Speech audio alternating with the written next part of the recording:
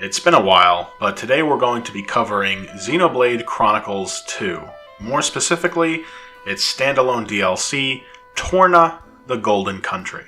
This is a standalone piece of story content that comes included with the game's $30 season pass. It's meant to be the final piece of content made for it, but the point is that this is easily the most substantive thing they've added, and you can buy it on its own, so we're going to be talking about it from both perspectives. Xenoblade 2 is a pretty good game. I've gotten a lot of mileage out of it, and I definitely recommend it to people who are interested in RPGs, although it's not a perfect game by any means. The biggest change is the battle system. It's been made a lot faster, simplified in some ways, but it still retains pretty much all of the core mechanics that you'll find in the main game. Since there's no more summoning random blades, having dedicated parties within a party makes everybody feel more important, and you'll really have to get good at mastering elements and driver combos, all that stuff that you should already know from the main game, but it's very, very important in this DLC. And because of some of the changes they've made to combat, I think that new players will be able to get into it fairly easily. Nothing about it really feels gimmicky. I actually think that what they've come up with here could be the basis for an entire new Xeno game's worth of combat. Most of this game takes place on just one landmass. You're not really going around hopping, although there is an early version of Gormott that you can visit that is okay.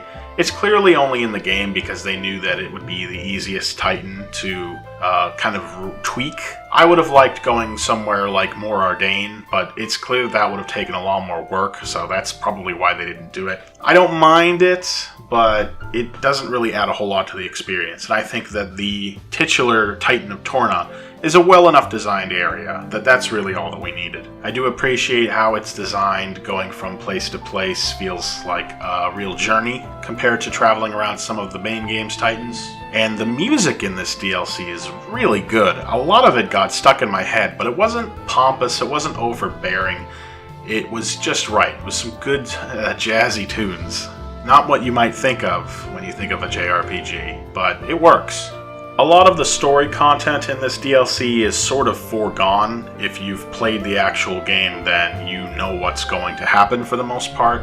That said, they were able to make it interesting and exciting to see unfold, and it really does add another level of context to many of the characters who appear in this and the base game, which is good because they weren't necessarily the most developed characters.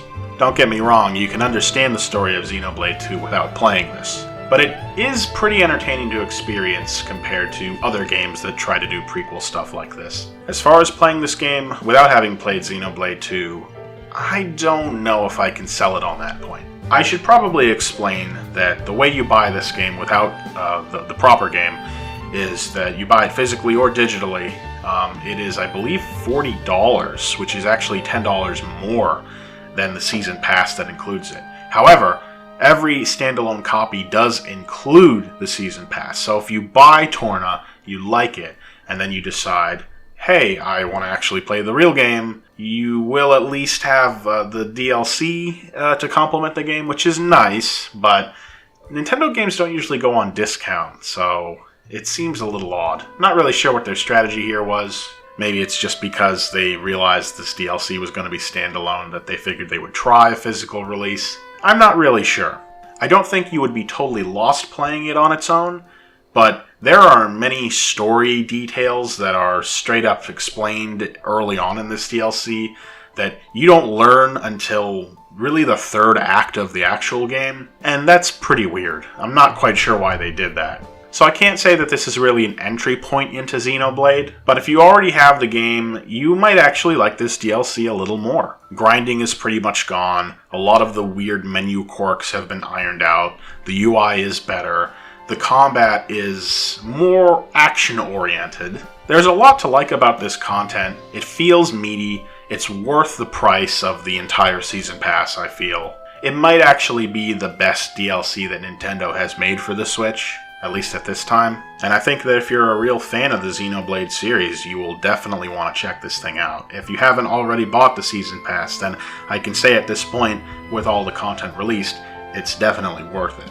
I definitely recommend doing a New Game Plus playthrough with all of the new content experienced for the first time. It's a good way to round out this game, and I'm very excited to see what Monolith does in the future, whether it's a new Xenoblade game or some entirely different project. But for now, something like Torna is going to be what's tiding me over until then.